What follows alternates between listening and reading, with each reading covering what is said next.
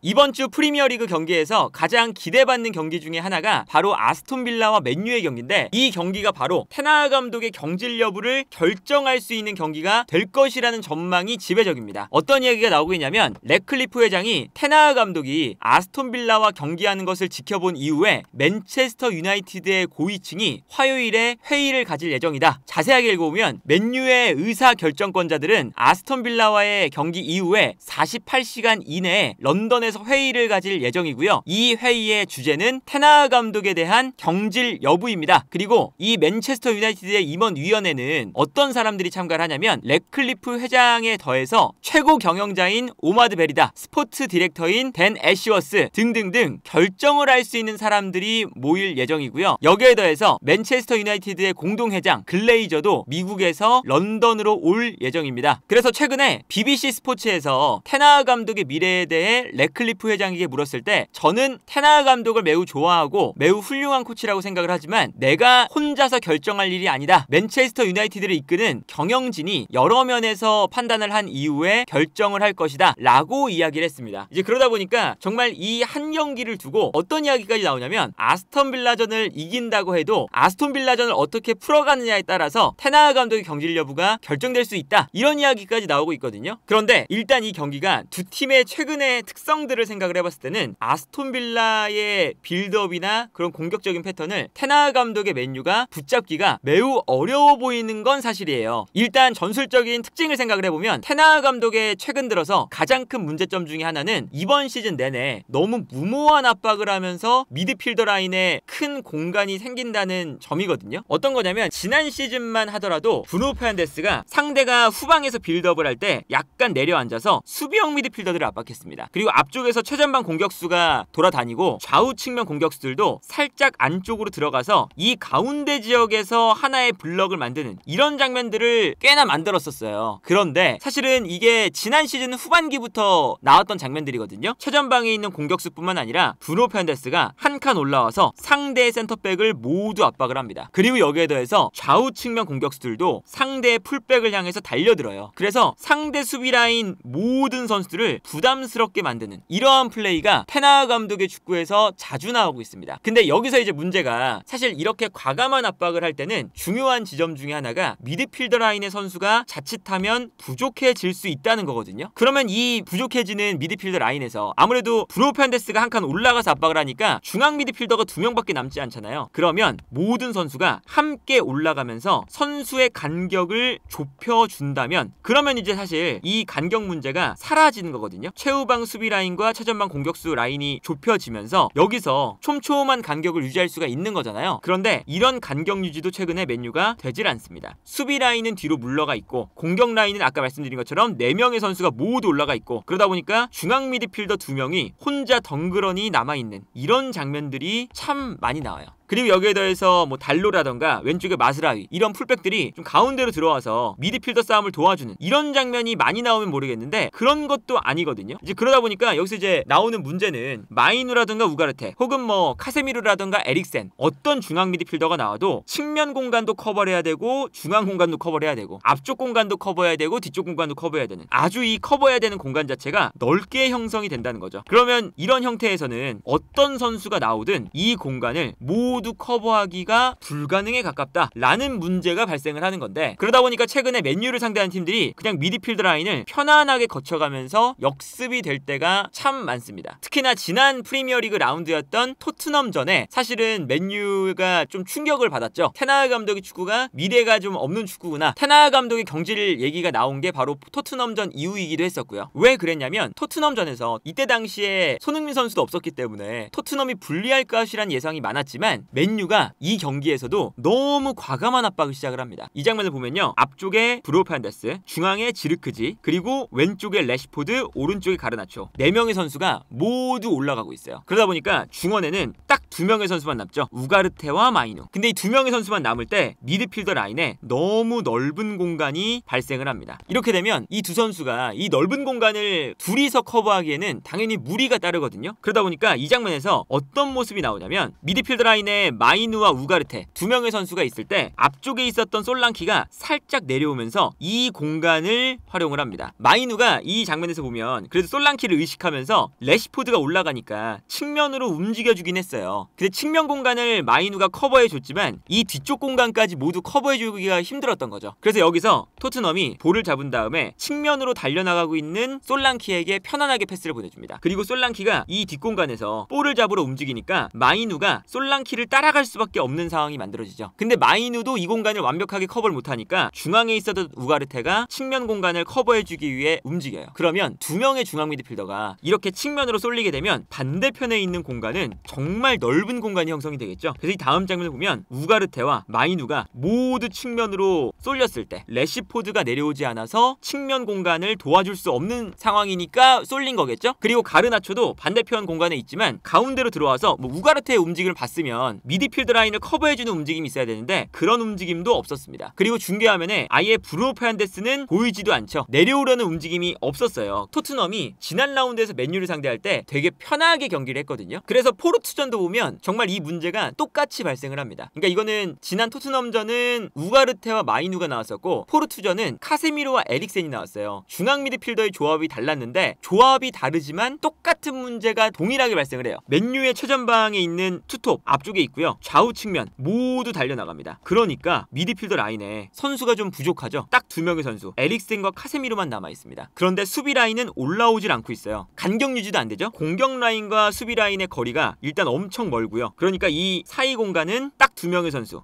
에릭센과 카세미로 두 명의 선수가 커버를 하면 된다는 거거든요. 그러다 보니까 여기서도 이제 포르투가 편안하게 공간이 너무 넓으니까 앞쪽으로 패스를 보내줍니다. 여유롭게 공간이 생기죠. 그러면 측면 공격수가 올라가 있으니까 카세미로가 이 공간으로 내려와야 돼요. 그러면 카세미로가 측면으로 쏠릴 때 미드필더 라인에는 에릭센 혼자 남아있는 장면을 볼 수가 있습니다. 이거는 사실 이 정도로 공격 라인과 수비 라인이 멀리 떨어져 있어서 안쪽에 공간이 생긴다라는 건 지금 맨유를 분석하는 팀들이 모두 다 맨유의 약점으로 공략해 나오는 사실이 아닐까 싶거든요. 이 장면도 보시면요. 수비를 할 때 맨유가 역시나 브루노 페르난데스와 호일룬 두 명의 투톱이 앞으로 나아가고 있고요. 측면에서도 디알로와 가르나초가 뛰어나가고 있어요. 그러다 보니까 미드필더 라인에 에릭센과 카세미로 두 명만 남는 거죠. 요 사이 공간에. 근데 여기서 이제 이 약점을 알다 보니까 포르투의 미드필더 한 명이 살짝 측면으로 빠져요. 그럼 에릭센이 따라가겠죠? 그러면 요 뒷공간이 넓게 펼쳐진다는 거예요. 카세미로 혼자서 두 명의 선수를 모두 마크할 순 없잖아요. 그러니까 카세미로가 오른쪽에 있는 선수를 견제하고 있을 때 포르투는 이 안쪽에 있는 선수에게 패스가 들어갑니다. 그래서 편안하게 포르투의 가운데 있는 선수가 패스를 받을 수 있는 공간이 생기고요. 여기서 볼을 받아서 돌아선 다음에 뛰어나가는 선수에게 패스를 찔러주는 이런 장면이 나오거든요. 이런 장면에서 똑같이 실점을 해요. 맨유가 일관적으로 이 테나 감독 체제에서 발생하는 문제는 명확해요. 근데 아스톤 빌라가 똑같은 4-4-2를 쓰거든요. 맨유랑 뭐 포메이션적으로는 4-4-2가 똑같은데 아스톤 빌라는 굉장히 공격부터 수비의 라인이 좁습니다. 지난 경기 바이에른 뮌헨도 아스톤 빌라를 상대할 때 이 간격 유지에 아스톤 빌라의 수비를 무너뜨리지 못하는 이런 장면들이 많이 나와요. 예를 들면 이런 장면입니다. 아스톤 빌라도 분명히 맨유처럼 4-4-2 전략을 쓰고 있는데요. 이때 공격수들이 그리고 좌우 측면에 있는 선수들이 무작정 달려나가는 게 아니라 밸런스를 맞춰주고 있습니다. 그러다 보니까 공격 라인이 섣불리 움직이지 않고 내려가주고 있고요. 좌우 측면 공격수들이 섣불리 달려나가지 않고 오히려 가운데로 좀 들어가주고 있습니다. 그러니까 중앙 미드필더가 두 명이라도 이 가운데 공간에 매우 밀집한 선수 전형이 나타나고 있죠. 그리고 공격수들과 수비 라인의 간격이 매우 좁아져 있는 걸 볼 수가 있어요. 그러니까 이 사이 공간 자체가 아까 맨유랑은 확연히 차이가 나죠. 공격수들은 약간 내려가고 수비 라인은 올라오고 좌우 측면 공격수들은 좌우로 좁혀주면서 매우 밀집한 공간을 형성을 하고 있는 거거든요. 그러다 보니까 기본적으로 맨유가 이렇게 이제 넓은 간격을 보여주면서 무작정 달려든다면 중앙 지역에서 아스톤 빌라에게 우위를 점할 수 있다는 생각이 전혀 들지 않고 오히려 아스톤 빌라가 그 가운데 지역에서 편안하게 빌드업을 하면서 공격을 진행할 것이라는 예상이 된다. 그리고 최근에 아스톤 빌라가 가장 잘하는 것 중에 하나는 바이에른 뮌헨전에서 나왔는데 상대가 전방 압박을 할 때 전방 압박을 하는 순간 와킨스를 중심으로 최전방 공격수들에게 공간을 잘 만들어줘요. 아까 맨유가 포르투에게 당했던 패턴과 비슷한데 예를 들면 뭐 수비 라인에서 볼을 잡고 있다. 그러면 맨유가 모든 선수가 달려들잖아요. 그럼 중원에 선수가 없다는 게 문제인데 이때 중앙 미드필더들이 살짝 내려와 주면서 유인을 합니다. 선수들 좀 유인을 해요. 그리고 앞쪽에 있는 와킨스라던가 이런 공격수들은 앞으로 달려나가면서 최종 수비를 뒷걸음질치게 만듭니다. 그러면 이때 좌우 측면에 있는 선수들이 가운데로 들어오면서 볼을 받는 이런 장면도 많이 나오고요. 아니면 좌우 측면 공격수들이 오히려 살짝 측면으로 벌려주면서 풀백들을 끌어내고 이때 가운데 있는 선수가 내려오면서 여기서 볼을 받으려는 장면이 나와요. 그리고 가운데로 내려오면서 볼을 받는 선수가 있고 만약에 이 선수를 수비수가 강하게 달라붙으면 이때 뒷공간으로 뻥 차주면서 이 넓은 공간을 와킨스가 뛰어들어가게 만드는 거죠. 와킨스가 뭐 프리미어리그 내에서도 가장 피지컬도 좋고 저돌적인 움직임에 특화가 되어 있는 선수잖아요. 그러니까 저렇게 상대가 압박할 때 끌어내면서 와킨스가 넓은 공간을 쓸 수 있게끔 만들어주는 거거든요. 이런 장면을 바이에른 뮌헨전에서도 똑같이 만들어냈습니다. 그래서 지난 경기에서 아스톤 빌라가 뮌헨을 상대할 때 우파메카노가 초반에 와킨스를 막는데 굉장히 어려움을 겪었어요. 와킨스와 우파메카노가 1대1로 만나는 장면이 유독 그날 많이 나왔죠. 이 장면을 보면 이제 바이에른 뮌헨도 이제 아스톤 빌라의 수비수들을 1대1로 압박을 먼저 했어요. 근데 여기서 중앙 미드필더들이 살짝 내려오면서 바이에른 뮌헨의 미드필더들을 본인 진영으로 끌어당기고 있습니다. 끌어당기니까 요 뒤쪽에 공간이 발생을 하죠. 투톱 중에 한 명의 선수가 내려오면서 볼을 받았어요. 그리고 이 선수를 마크하러 내려온 선수가 바로 김민재였죠. 그래서 이 다음 장면 보면 김민재가 요 공간으로 살짝 내려갔을 때 뒤에는 당연히 우파메카노와 와킨스 한 명만 남는 거예요. 그리고 좌우 측면에 있는 선수들도 아스톤 빌라의 측면 공격수들에게 끌려가 있다 보니까 요 와킨스와 우파메카노 1대1 장면을 만들어서 아스톤 빌라가 이 공간을 향해서 계속 찔러주는 이런 장면들이 나왔던 거거든요. 이 장면도 보면 순간적으로 아스톤 빌라의 수비가 미드필더들이 내려오면서 끌어놓고 이때 와킨스의 옆에 있던 선수가 로저스인데 로저스가 내려오면서 김민재를 끌어당겨요. 그러면 바로 뻥 차서 뒷공간으로 넘깁니다. 그럼 뒷공간에는 김민재가 올라와 있기 때문에 와킨스와 우파메카노 딱 두 명의 선수밖에 남지 않죠. 이 공간으로 일단 볼을 떨어뜨려주면서 이 넓은 공간에서 와킨스와 우파메카노의 1대1 상황을 만드는 이런 이제 영리한 움직임이거든요. 근데 이런 움직임을 이제 맨유에 적용을 해본다면 맨유가 워낙에 간격이 넓기 때문에 이런 전략에 바이에른 뮌헨은 초반에 저게 흔들리다가 나중에는 결국엔 이제 시간이 지나면서 와킨스라던가 이런 선수들이 제대로 플레이를 못했어요. 우파메카노나 김민재가 워낙에 1대1 수비에 강하니까. 그리고 간격 유지도 굉장히 잘 되는 팀이죠. 그런데 맨유 같은 경우에는 간격이 워낙에 넓다 보니까 아스톤 빌라의 이러한 공격 방식을 잘 막아낼 수 있을까? 그리고 더리우트와 리산드로 마르티네스의 수비 조합이 와킨스의 저돌적인 이런 그리고 빠른 움직임을 1대1로 상대를 했을 때 잘 막아낼 수 있는 선수들일까? 라고 생각한다면 리산드로 마르티네스는 약간 피지컬이 좀 부족하고 더리우트는 민첩성이 좀 부족한 면이 있어서 이렇게 아스톤 빌라가 맨유의 넓은 공간을 활용을 했을 때 과연 맨유가 아스톤 빌라의 이러한 그 공격적인 작업들을 버틸 수 있을까라는 생각이 들고 다만 이제 맨유가 지난 시즌에 테나 감독이 에메리 감독을 2번 다 이겼거든요. 근데 그때 이제 나왔던 패턴이 어떤 거냐면 물론 이제 아스톤 빌라가 맨유를 만날 때마다 약간 체력적으로 문제가 있던 때이긴 했어요. 그런데 아스톤 빌라가